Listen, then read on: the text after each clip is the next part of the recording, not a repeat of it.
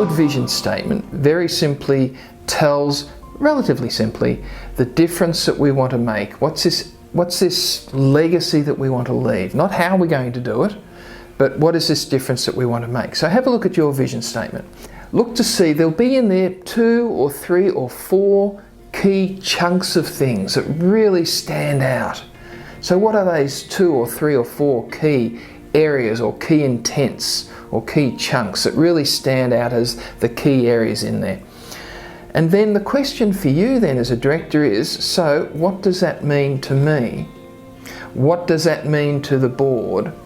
And none of these are wrong, by the way. There is no wrong answer to any of this.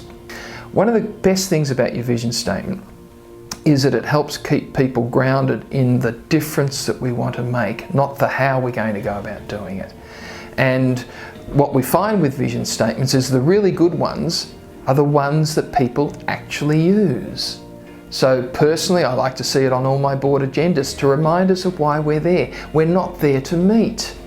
We're there to create this vision through our work with strategy, risk, governance, contracts, policies, procedures, governance manuals. That's how we go about doing it, but why are we doing it is what our vision is telling us.